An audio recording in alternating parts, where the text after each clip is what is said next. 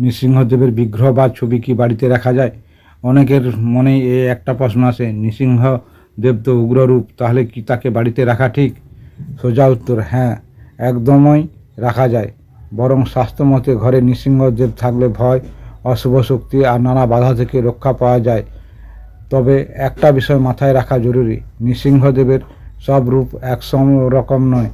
বাড়ির জন্য সবচেয়ে ভালো রূপগুলো হলো লক্ষ্মী নৃসিংহ, মা লক্ষ্মী সহ যোগ নৃসিংহ, ধ্যানমগ্ন রূপ প্রহ্লাদ সহ নৃসিংহ। এই রূপগুলো ঘরে শান্তি, সুরক্ষা আর সমৃদ্ধি আনে। আর উগ্র রূপ যেমন হিরণ্যকশিপু বধের দৃশ্য, এগুলো সাধারণত মন্দির বা বিশেষ সাধনার জন্য উপযুক্ত। বাড়িতে রাখলে নিয়মিত পূজা করা ভালো। কিভাবে রাখবেন? পরিষ্কার পূজার জায়গায় রাখুন, মেঝে নয়, একটু উঁচু স্থানে, পূর্ব বা উত্তরমুখী রাখা শ্রেয়। প্রতিদিন অন্তত ধূপ প্রদীপ দিন। ওং নৃসিংহায় নম 11 বা 21 বার জপ করুন। যেগুলো এড়ানো উচিত, অপরিষ্কার জায়গায় রাখা, বিগ্রহ রেখে একেবারে অবহেলা করা, উগ্ররূপ এনে কোনো পূজা না করা।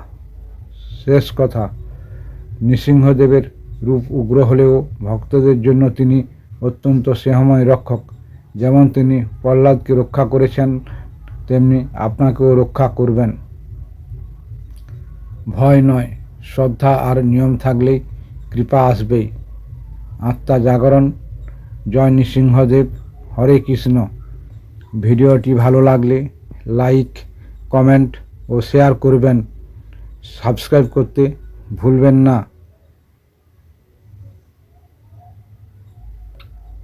সঙ্গে থাকার জন্য সবাইকে ধন্যবাদ ও নমস্কার জানাই। রাধে রাধে।